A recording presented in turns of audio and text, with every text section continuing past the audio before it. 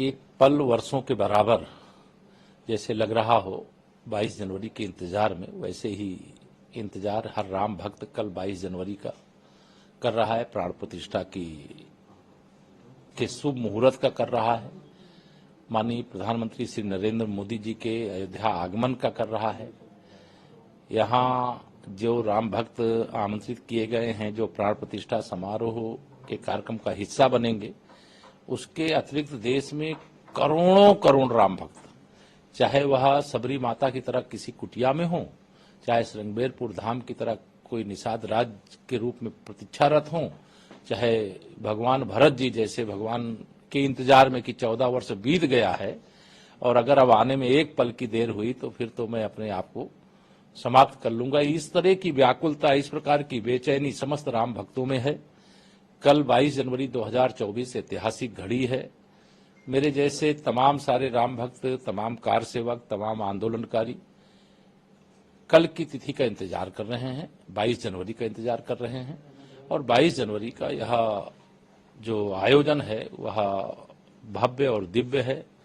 तैयारियां लगभग सभी पूरी हैं। श्री राम जन्मभूमि तीर्थ क्षेत्र ट्रस्ट को जो करना है वह बहुत योग्य ढंग से कर ही रहे हैं, लेकिन राज्य की सरकार की ओर से जो व्यवस्थाएं होनी चाहिए, चाहे वह सुरक्षा की दृष्टि से हो, चाहे स्वच्छता की दृष्टि से हो, चाहे जो बहुत सारे अतिथिगण, चाहे वह हवाई मार्ग से आवे, चाहे रेल मार्ग से आवे, चाहे सड़क मार्ग से आवे, उनके सबके स्वागत का उपयुक्त प्रबंध किया गया।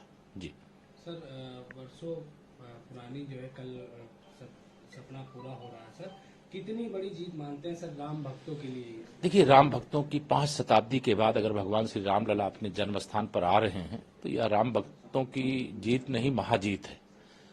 यह मुगल कालीन गुलामी की निशानी के रूप में जो वहां ढांचा रामलला का जन्म स्थान पर बना हुआ मंदिर तोड़ करके खड़ा किया गया था, 6 दिसंबर 92 को जब ढांचा ढहा था, उसके बाद उम्मीदें तो सबकी बढ़ ही गई थी कि अब ढांचा गया है तो रामलला का मंदिर भी बनेगा।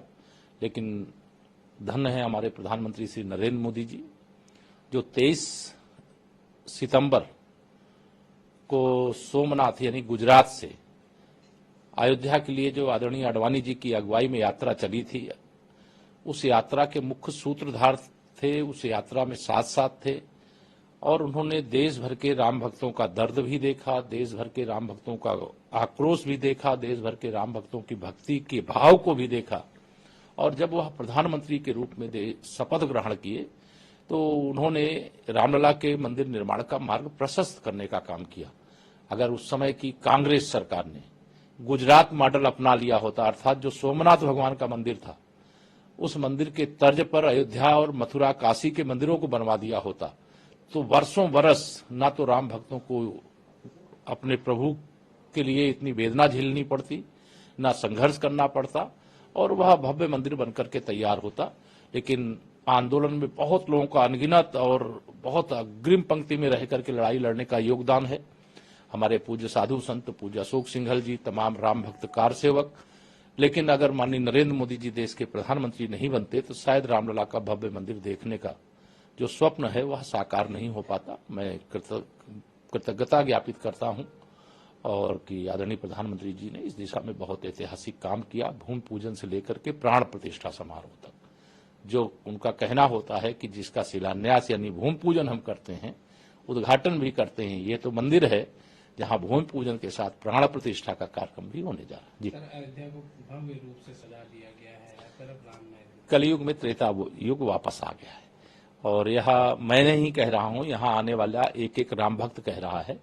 और जो अयोध्या की सजावट देख रहे हैं, ये माननीय प्रधानमंत्री मोदी जी के मार्गदर्शन के अनुसार हम लोगों ने काम किया है उत्तर प्रदेश के अंदर, चाहे अंतर्राष्ट्रीय एयरपोर्ट हो, अंतर्राष्ट्रीय रेलवे स्टेशन, मानक का रेलवे स्टेशन हो, और चाहे फिर पूरी अयोध्या को राम पथ आदि जो बड़े बड़े चौड़े चौड़े मार्ग हों, चाहे यह पूरा अयोध्या विकास प्राधिकरण के माध्यम से विकास का एक रोड मैप हो जिससे अयोध्या की ओर दुनिया का ध्यान लगा हुआ है। और विरोधियों को यह भी कहना चाहता हूं कि यह जो हमारे तीर्थ स्थल होते हैं, उन तीर्थ स्थलों के विकास से कई 100 लाख करोड़ रुपए का इन्वेस्टमेंट करके जितना रोजगार नहीं आ सकता है, एक अयोध्या धाम, एक काशी विश्वनाथ धाम, भगवान कृष्ण की मथुरा और प्रयागराज का कुंभ, चित्रकूट धाम, विंध्याचल धाम, तमाम ऐसे स्थान हैं जिनका विकास करने से बड़े पैमाने पर रोजगार का भी सृजन हुआ है, जिससे देश की अर्थव्यवस्था में सुधार हुआ है।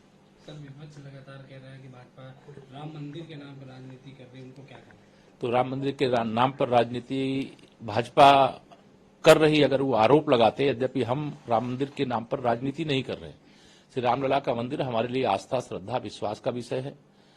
जब हम 2 सीट पर थे तब भी रामलला के लिए काम कर रहे थे। आज हम पूर्ण बहुमत में हैं तो भी रामलला के भव्य मंदिर निर्माण के कार्य में लगे हुए हैं, अयोध्या के विकास में लगे हुए हैं।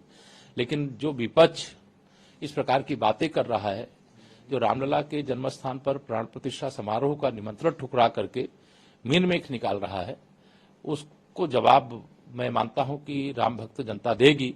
क्योंकि भाजपा का विरोध तो बर्दाश्त कर सकते हैं लोग, प्रधानमंत्री नरेंद्र मोदी जी का भी लोकतंत्र में विरोध बर्दाश्त कर सकते हैं लोग, लेकिन अगर कोई ये सोचे कि वह राम भगवान से विरोध करने के लिए उतर आएंगे सामने। नमस्कार, मैं हूं मानक गुप्ता।